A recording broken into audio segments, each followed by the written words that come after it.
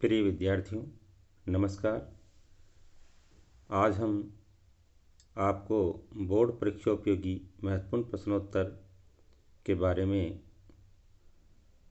जानकारी देते हैं। आपकी आवश्यकता को देखते हुए प्रश्नोत्तर आपको बताए जा रहे हैं ताकि आप अच्छे अंक प्राप्त कर सकें। देखिए, हम शुरू करते हैं। सबसे पहला क्वेश्चन है, एक ही खनिज पदार्थ से बनी चट्टान का निम्न में से उदाहरण है। ए है लाइमस्टोन, बी है ग्रेनाइट, सी है बेसाल्ट, डी है कोई नहीं। इसमें से आपको मालूम होगा बच्चों, लाइमस्टोन है वो कैल्साइट से बनी होती है, कैल्शियम कार्बोनेट होता है इसके अंदर, इसलिए इसका आंसर हो जाएगा ए। हम इसमें ब्रैकेट में भी हम इसको दर्शा सकते हैं। मैं आपको यहाँ सही का निशान लगा रहा हूँ। इसके बाद देखिए, दूसरा क्वेश्चन लेते हैं। अवसादी चट्टान को कहा जाता है। पहला ऑप्शन है जलद चट्टान, बी है परतदार, सी है सल्कित और डी है ए एवं बी। तो देखिए, यहाँ पर हम अवसादी चट्टान के जो नाम हैं वो है जलद चट्टान भी कहते हैं, इसको परतदार चट्टान भी कहते हैं, क्योंकि अवसादी चट्टानें हैं उनके निर्माण विभिन्न कारणों से होता है और उन विभिन्न कारकों की कारण ही इन्हें जलोढ़ चट्टानें भी कहते हैं, हिमादी चट्टानें भी कहते हैं, क्योंकि वायु के द्वारा, जल के द्वारा या जो बर्फ़ जो पिघलती है उस हिम जल के साथ भी जो इसके चट्टान के कण होते हैं वो परतों में जम जाते हैं, इसलिए इसमें ऑप्शन आएगा डी, ए एवं बी। तो जलद चट्टानें एवं परतदार चट्टानें।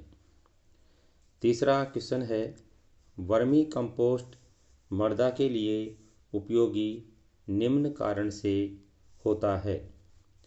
इसमें से हम सही का चुनाव करते हैं। ए ऑप्शन है भौतिक गुणों में सुधार करना, दूसरा है बी ऑप्शन रासायनिक गुणों में सुधार करना, सी ऑप्शन है जैविक गुणों में सुधार करना और डी है उपरोक्त सभी। तो आपने पढ़ा होगा जैसा कि वर्मी कंपोस्ट बहुत ही महत्वपूर्ण होता है फसलों के लिए, तो इसमें वो जैविक, भौतिक और रासायनिक गुणों में सुधार करता है, इसलिए ये उपरोक्त सभी का इसमें आंसर आ जाएगा। तो ऐसे जो लघुतरात्मक क्वेश्चन आएंगे उनमें भी हमारे लिए इम्पोर्टेंट है ये, ताकि हमें तुरंत याद हो। इस तरह से भी क्वेश्चन पूछा जा सकता है कि वर्मी कंपोस्ट मृदा के लिए किस प्रकार से लाभदायक है।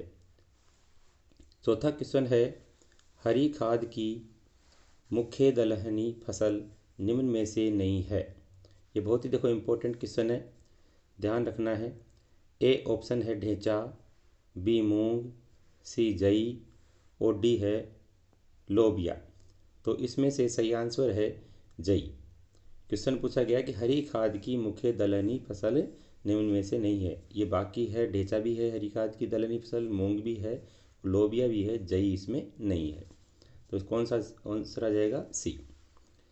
पांचवा क्वेश्चन है, मृदा में रंध्रावकाश का प्रतिशत भाग कितना होता है। ए ऑप्शन है 25%, बी है 45%, सी है 50% और डी है 60%। जैसा कि आपको पता है रंध्रावकाश में रंध्र में वायु और जल होता है, तो इसका प्रतिशत होता है 25%, कुल मिलाकर के 50% इसमें होता है। तो अपना ऑप्शन हो गया सी सही।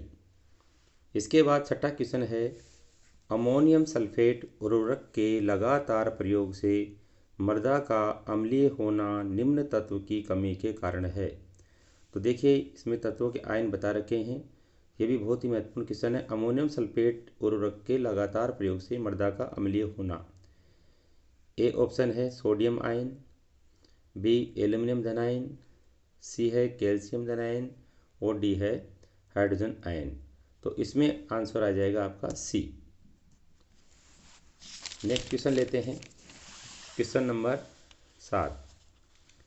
राइजोबियम जेपोनियम कम निम्न में से कौन सी फसलों में पाया जाता है?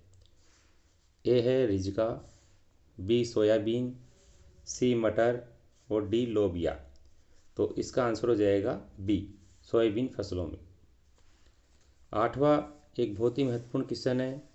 केन के नाम से, जैसा कि किसान खाद के नाम से इसे जाना जाता है, कई बार ये भी क्वेश्चन पूछा जा सकता है कि किसान खाद के नाम से किस उर्वरक को जाना जाता है। यह क्वेश्चन क्या है? CAN को किसान खाद भी कहा जाता है, निम्न में से कथन सत्य है। अब हम यहाँ क्वेश्चन में ऑप्शन आ रहे हैं। उदासीन उर्वरक, बी ऑप्शन है मृदा में अम्लता और क्षारकता नहीं बनने देता है, सी है सभी प्रकार की मृदाओं में उपयोगी एवं लाभदायक है, और डी है उपरोक्त सभी। तो इसका सही ऑप्शन होगा डी, उपरोक्त सभी। तो ये देखो, इस तरह से भी महत्वपूर्ण है कि किसान खाद के रूप में केन का उपयोग ही क्यों किया जाता है, ये अधिक उपयोगी क्यों होता है, तो उसके सभी ये ऑप्शन आ जाएंगे। तो लघुतरात्मक क्वेश्चनों में भी हम इनके आंसर दे सकते हैं। 9वां क्वेश्चन है, ह्यूमस की औसत धनायन विनिमय क्षमता, जिसे अपन CEC केटाइन एक्सचेंज कैपेसिटी, इसका मान कितना होता है सेंटीमोल प्रति किलोग्राम में इसका मान होता है? ए ऑप्शन है 50, बी है 100, सी है 150 और डी है 200। तो यहाँ पर ऑप्शन आ जाएगा आपके ह्यूमस का। ये भी बहुत ही इंपॉर्टेंट क्वेश्चन है।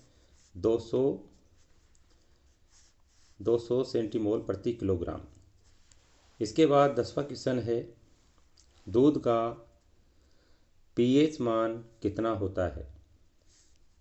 ए ऑप्शन है 6.1 से 6.4, 6.4 से 6.7, सी ऑप्शन है 6.7 से 7.0 और डी ऑप्शन है 7.0 से 7.3। तो बच्चों देखो, आपको ये याद भी हो जाएगा, ध्यान रखना है आपको। प्रत्येक में मैंने 0.3 का, जैसे कि 3 का अंतर रखा है। 6.1 से 6.4, 6.4 के बाद 6.7। तो इस तरह से इसमें जो आपका आंसर आएगा वो बी ऑप्शन सही हो जाएगा। तो दूध का pH मान होता है 6.4 से 6.7। 11वां क्वेश्चन है, धान में खेरा रोग किस पोषक तत्व की कमी से होता है? ए ऑप्शन है कॉपर, बी है जिंक, सी है आयरन लोहा और डी ऑप्शन है आपके पोटेशियम। तो इसमें आंसर आ जाएगा बी ऑप्शन जिंक। 12वां क्वेश्चन है, सूक्ष्म जीवों के शरीर का कार्बन नाइट्रोजन अनुपात कितना होता है? यह भी बहुत ही महत्वपूर्ण क्वेश्चन है। 4 से 9.9:1 और बी ऑप्शन है 10 से 12:1, सी ऑप्शन है 20 से 100:1 और डी है उपयुक्त में से कोई नहीं। तो इसमें आपके आएगा, महत्वपूर्ण क्वेश्चन है ये, ए ऑप्शन 4 से 9:1। 13वां क्वेश्चन लेते हैं हम, निम्न में से किस की उपस्थिति में ह्यूमस का ऑक्सीकरण आसानी से होता है? ए ऑप्शन है HCl, हाइड्रोक्लोरिक अम्ल कहते हैं इसे, बी ऑप्शन है जल H2O, सी ऑप्शन है H2O2 हाइड्रोजन पेरोक्साइड और डी ऑप्शन है नाइट्रिक अम्ल HNO3। तो इसमें से आप क्या आएगा? Hydrogen peroxide. ये महत्वपूर्ण ऑक्सीकारक है, तो ह्यूमस का ऑक्सीकरण इससे आसानी से होता है। 14वां क्वेश्चन है, प्रोटीन क्ले संयोजन का कारण है। ये भी देखो महत्वपूर्ण क्वेश्चन है आपके, प्रोटीन क्ले दोनों का जो संयोजन होता है उसका क्या कारण है? ए ऑप्शन है क्ले का अम्लीय होना, बी ऑप्शन है प्रोटीन का क्षारीय होना और सी ऑप्शन है उपरोक्त दोनों और डी ऑप्शन है उपरोक्त में से कोई नहीं। तो आपके ये इसमें आंसर आ जाएगा उपयुक्त दोनों, क्योंकि क्ले का अम्लीय होना भी जरूरी है और उसका संयोजन होगा प्रोटीन से, तो इसका मतलब प्रोटीन का क्षारीय होना भी जरूरी है। अम्लीय और क्षारीय दोनों मिलकर के संयोजन होगा। तो ये ऑप्शन आ जाएगा सी। 15वां क्वेश्चन है, हेमीसेलुलोज के अपघटन का अंतिम उत्पाद क्या होता है? देखिए, इसमें ए ऑप्शन है CO2 carbon dioxide, B option है H2O एवं कार्बन डाइऑक्साइड, सी ऑप्शन है शर्करा और डी ऑप्शन है लैक्टिक अम्ल। तो यहाँ पर इसका उत्तर होगा आपके बी ऑप्शन, हाइड्रोजन ऑक्साइड यानी जल एवं कार्बन डाइऑक्साइड। इसके बाद 16वां क्वेश्चन है आपके 1:1 टाइप मृत्तिका का उदाहरण है। तो देखिए, इसमें ए ऑप्शन है आपके केओलिनाइट, बी ऑप्शन है आपके मोंटे मोरिलोनाइट और डी ऑप्शन है उपयुक्त में से कोई नहीं। इस क्वेश्चन का आंसर होगा, अपन ऑप्शन में चुनाव करते हैं, केओलिनाइट इसका सही आंसर होगा।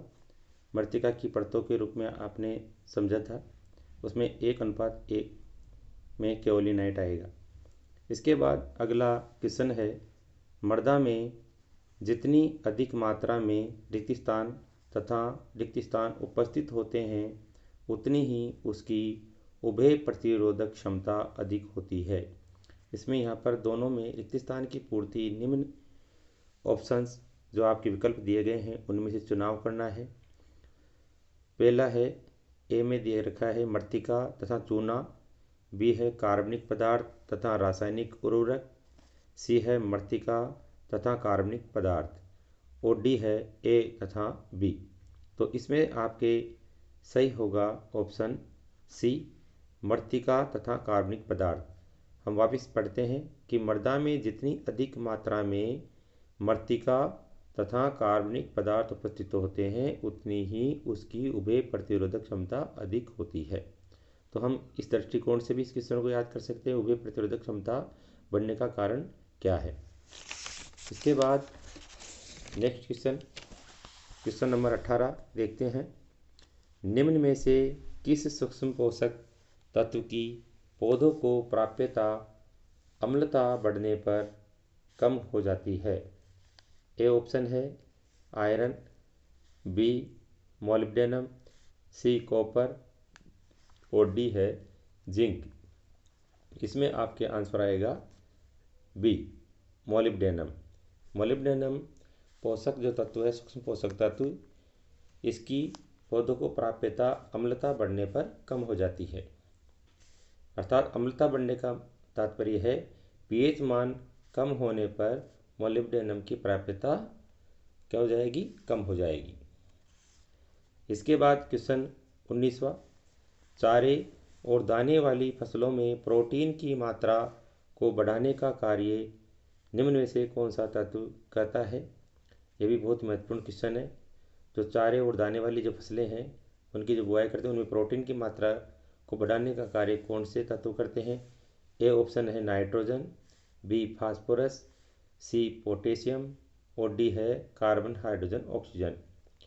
तो इसमें आपके उत्तर होगा ए ऑप्शन नाइट्रोजन। लास्ट देखिए 20वां क्वेश्चन है, पोटास उर्वरक जिसमें 60% पोटेशियम होता है, निम्न में से कौन सा पोटास उर्वरक है जिसमें पोटेशियम की प्रतिशत मात्रा 60% के लगभग होती है? ए है sulphate of potash, B muriate of potash, C DAP di ammonium phosphate और डी है सिंगल सुपर फॉस्फेट। तो इसमें बच्चों उत्तर होगा बी म्यूरेट ऑफ पोटास। तो ठीक है, इस वीडियो में आज 20 क्वेश्चन, नेक्स्ट वीडियो में फिर हम क्वेश्चन लेके आएंगे। Thank you.